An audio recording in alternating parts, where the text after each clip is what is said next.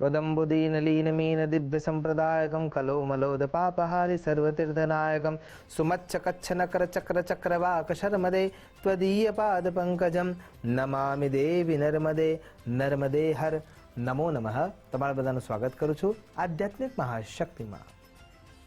ચૈત્ર માસ અને એમાં પણ ઉત્તર વાહિની નર્મદા પરિક્રમાનો સુયોગ્ય સમય। તો કેમ નર્મદા મૈયાની પરિક્રમા થાય છે? અને ખરા અર્થમાં જો વિચાર કરીએ તો આ એકમાત્ર નદી છે કે જેની પરિક્રમાના વિધાનો શાસ્ત્રોમાં જોવા મળે છે। અને જ્યારે કોઈ પણ નદી ઉત્તર તરફ વહી રહી હોય છે અને એનું મહત્વ એ સમયે વધી જાય છે। જીવનના જે પ્રશ્નોથી આપણે કંટાળ્યા છીએ, થાક્યા છીએ, એના જો ઉત્તર જોઈએ છે તો ઉત્તર વાહિની નર્મદા પરિક્રમા તરફ આપણે આપણા જીવનને ધકેલવું જોઈએ। તો જે નદી ધીરે ધીરે પ્રવાહિત થતાં થતાં ઉત્તર તરફ વહેવાની શરૂઆત કરે છે અને જ્યારે એ ઉત્તર તરફ વહે છે ત્યારે એનું મહત્વ શાસ્ત્રોમાં ખૂબ જ વધી ગયેલું જણાય છે। અને ખરા અર્થમાં જોવા જઈએ તો નર્મદા ઉભયતટગામિની છે, જે વચ્ચેથી બે ભાગ કરનાર છે। અમરકંટકના પર્વતોમાંથી જે પ્રવાહિત થઈ રહી છે અને જે પતિત પાવની છે। સબિંદુ સિંધુ સુસ્ખલ તરંગ ભંગ રજ્નિત વિદસ્યુ પાપ જાત જાત કારિવારે સંયુતમ, જેના સ્મરણ માત્રથી પાપોમાંથી મુક્તિ મળી જાય છે, એ માં ભગવતી પરાંબા નર્મદાજી છે। અને ખરા અર્થમાં જોવા જઈએ તો ગંગા સપ્તમીના દિવસે જ્યારે ગંગા મૈયા સર્વ વ્યક્તિઓના દુનિયાના દુન્યવી પાપોને જ્યારે પોતાના અંદર સમાહિત કરી રહી છે અને જ્યારે ગંગાજીને પવિત્રતા પ્રાપ્ત કરવાની ઈચ્છા થાય છે ત્યારે એ નર્મદાજીના અંદર પ્રગટ થાય છે અને નર્મદાજી ગંગાજીને પણ પવિત્રતા આપવાનું કાર્ય કરે છે।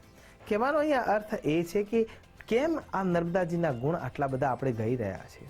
અને જ્યાં વશિષ્ઠ, પિપ્પલાદ, માર્કંડેય, અન્ય ઋષિઓ, 88,000 સિદ્ધ પુરુષો જે ત્યાં તપશ્ચર્યામાં આજે પણ રત રહ્યા છે, એવા દિવ્ય તેજોમય લાવણ્યમય દિવ્ય પુરુષોની જે ઓરા છે એ પણ ત્યાં જોવા મળે છે। અને નર્મદાજીમાં જેટલા કાંકરા છે, પથ્થરો છે, એ બધા શંકરજી સમાન છે। અને એટલા માટે માં નર્મદાજીનો મહિમા ખૂબ જ અદ્ભુત છે। ખરા અર્થમાં જો વિચાર કરવા જઈએ તો સમુદ્ર મંથન વખતે ભગવાન સાંબ સદા શિવ નમામિ શમીશાન નિર્વાણ રૂપમ વિભુમ વ્યાપકમ બ્રહ્મ વેદ સ્વરૂપમ, જ્યારે એમને વિષનું પાન કર્યું અને ગળામાં જ્યારે હલાહલ વિષને ધારણ કર્યું ત્યારે એમના શરીરમાંથી પ્રસ્વેદ નીકળવાની શરૂઆત થઈ, કેમ કે એ વિષની જે પ્રકૃતિ હતી એ ઉગ્ર હતી અને ઉગ્રતા શરીરની નાડીઓમાં વ્યક્ત થાય નહીં અને એ શરીરનું નુકસાન ના થાય એટલા માટે જે પ્રસ્વેદ રૂપે જે બહાર વહેવા લાગી એ ગરલતાને દૂર કરવા માટે થઈને એ નદી એટલે માં નર્મદા। અને એટલા માટે નર્મદાજીનું આટલું મહત્વ છે કે જે ભગવાન સાંબ સદા શિવના પ્રસ્વેદમાંથી ઉત્પન્ન થઈ છે, ગરલને કંટ્રોલ કરવાના માધ્યમે એ પ્રગટ થયા। એટલા માટે દુનિયાના જે વિષ છે એનું ભાજન કરવા માટે પણ માં નર્મદાજી ઉપરયુક્ત બન્યા છે।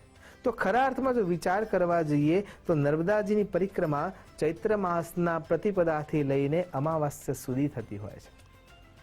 તિલકવાડા નામનું અદ્ભુત ક્ષેત્ર અને રામ નામના ઘાટનું એટલે કે રામપુરા નામનું જે ક્ષેત્ર છે એના વચ્ચે 22 કિલોમીટરનું અંતર છે। એ 22 કિલોમીટરના અંતરમાં રામપુરાથી અથવા તિલકવાડાથી બંને જગ્યાએથી આ પરિક્રમા કરી શકાય છે। અને એમાં જે શરૂઆત કરીએ છીએ તિલકવાડાથી અથવા રામપુરાથી શરૂઆત કરી અને પાછા એ જ રીતે આખું ચક્ર પૂર્ણ કરવાનું છે જે 22 કિલોમીટરનું છે અને એ અદ્ભુત પ્રસંગ બની જાય છે, મહોત્સવ બની જાય છે, જીવનનું સંભાળણું બની જાય એવી પરિક્રમા છે। તો એ પરિક્રમા સતત આ ચૈત્ર માસમાં કરવી જોઈએ। ખરા અર્થમાં જો વિચાર કરીએ તો સંપૂર્ણ જે નદી છે એની જો પરિક્રમા કરવા માટે જઈએ તો 1312 કિલોમીટરના પટ્ટાની એક પરિક્રમા છે અને પાછા જતાં પાછી એટલી જ પાછી લાંબી પરિક્રમા શરૂ થાય છે। પણ પરિક્રમા કરતાં એ સંપૂર્ણ નદીની જો પરિક્રમા કરવી છે તો 3 વર્ષ 3 મહિના અને 13 દિવસનો સમય લાગી જાય છે। પણ એના નિયમો ખૂબ જ કઠિન છે, એમાં તો પાણીના ધારને ઓળંગવાની પણ પરવાનગી નથી। અને જ્યારે તમે આ રીતે વિચાર કરો છો તો સ્પષ્ટ રૂપે જે નર્મદાજીની પરિક્રમા કરવાની છે એમાં કેટલાક પ્રકારો બતાવવામાં આવ્યા છે કે કઈ કઈ રીતે નર્મદાજીની પરિક્રમા થઈ શકે। તો એમાંથી સૌથી પહેલી જે પરિક્રમા છે એ ખંડ પરિક્રમા છે।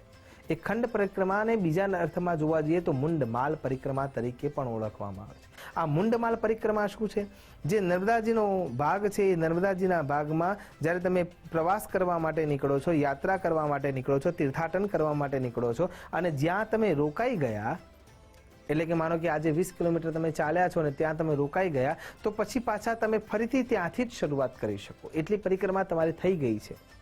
એટલે એ પ્રમાણે જ્યારે તમને રાહતના રૂપમાં નિયમોમાં થોડી છૂટછાટ સાથે તમે જ્યારે આગળ વધી શકો છો એ પરિક્રમા એટલે કે મુંડમાલ પરિક્રમા, ખંડ પરિક્રમા. બીજી જે પરિક્રમા છે એ છે જલેહરી પરિક્રમા. મધ્યપ્રદેશના અંદર અમરકંટકના જે ઉદ્ગમના ભાગથી તમે જ્યારે નીકળો છો ત્યારે એ જે નદીઓની રાણી છે એ ત્યાંથી પ્રવાહિત થઈ રહી છે અને ત્યાંથી ચાલતા ચાલતા તમારે અરબ સાગર સુધી આવવાનું થાય છે. જે પરિક્રમામાં ક્યાંય પણ પાણીનો જે પ્રવાહ નીકળી રહ્યો છે એને ઓળંગવાનું થતું નથી અને પાણીથી દૂર પણ જવાનું થતું નથી, કેમ કે સતત એના ઘાટના આધારે જ તમારે પરિક્રમા કરવાની છે અને સુયોગ્ય રીતે બ્રહ્મચર્યના નિયમોથી પાલિત થઈને શરીર પર જે પંચકેશ છે એ પંચકર્ષને પણ કાપવાના નથી હોતા. રાત્રિકાળ દરમિયાન જમીન પર શયન કરવાનું હોય છે અને ભોજન માટે કેવળ 2 દિવસ ચાલે એટલું જ ભોજન તમારા સાથે લઈ જવાનું હોય છે. કોઈની પણ આગળ યાચના થકી, માગણી થકી કોઈ પણ ભોજન કે ક્રિયાને લઈ શકાય નહીં. સ્વતઃ જે તમને સામેથી ભગવતી આપવા માટે તૈયારી બતાવે છે અને એ મળે છે, એ જ્યારે આપવા માટે આવે છે એ તમે જે ભોજન તરીકે સ્વીકાર કરો છો એ જ રીતે જ્યારે તમે આ પરિક્રમા કરો છો એને ખરા અર્થમાં કહી શકાય જલેહરી પરિક્રમા. ત્રીજા નંબરની જે પરિક્રમા છે એ માર્કંડેય પરિક્રમા છે, જે થોડી કઠિન છે. નદી કે ઉપનદીના જે સ્થાનો છે એને પણ ઓળંગવામાં આવતા નથી.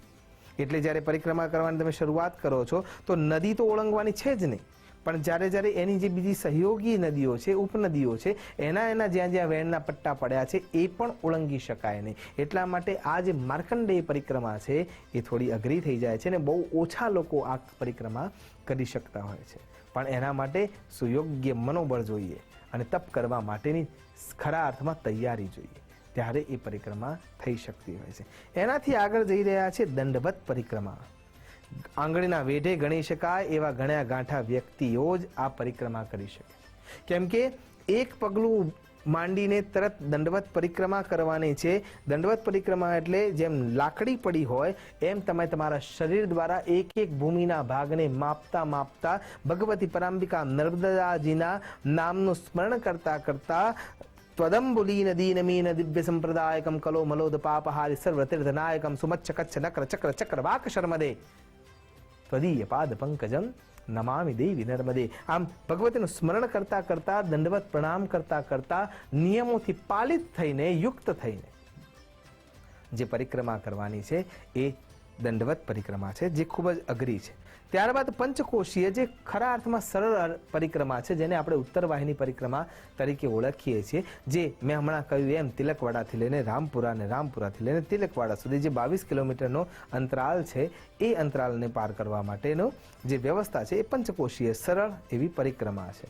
તો આ જે નર્મદાજીની પરિક્રમા કરવાની હોય એમાં કેટલાક નિયમો છે, એ નિયમો સાથે જો પરિક્રમા કરવામાં આવે તો ખરા અર્થમાં એ પરિક્રમા પૂર્ણ થઈ ગણાય. સૌથી પહેલો નિયમ, જ્યારે તમે શરૂઆત કરો છો ત્યારે સંગમના સ્થાનેથી તમારે પાણી પ્રાપ્ત કરવાનું છે અને એ પાણી જ્યારે ઓમકારેશ્વર સુધી પહોંચો છો ત્યારે એ પાણી ભગવાન સાંબ સદા શિવને અમૃતમય તત્વથી યુક્ત એ જળથી અભિષેક કરવાનો છે.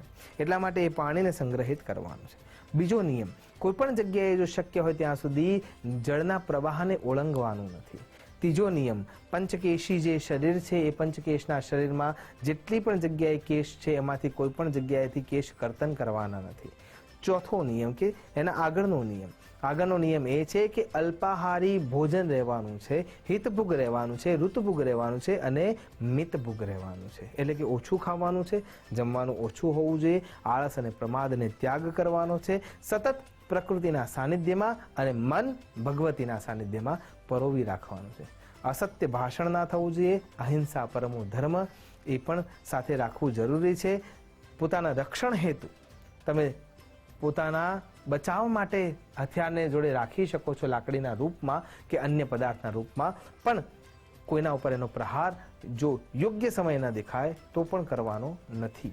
એટલે મન છે એને ખરા અર્થમાં પતિત પાવનીના ચરણોમાં સોંપી દેવાનું છે. આ પ્રમાણેના નિયમો સાથે જ્યારે તમે પરિક્રમા કરવાની શરૂઆત કરો છો ત્યારે નર્મદાજીની અનુકંપા પ્રાપ્ત થાય છે.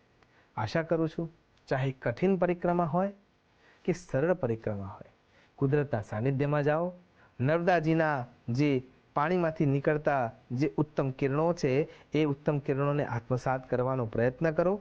શરીરના અંદર રહેલા જે મુખ્ય સપ્ત ચક્રો છે એને ઉર્જાવાન કરવાનો પ્રયત્ન કરો અને ત્યાં જે દિવ્ય પુરુષો સ્નાન કરી રહ્યા છે એમના શરીરમાંથી નીકળતી જે ઓરા તંત્રની ઉર્જાના રૂપમાં પાણી જેને સતત લઈને આવી રહી છે એમાં અવગાહિત થાઓ. અવશ્ય પરમ તત્વના ચેતનાની અનુભૂતિ તમને અને મને બધાને થઈ શકશે. નમસ્કાર. અસ્તુ સદા શિવોહમ. નમો નમઃ.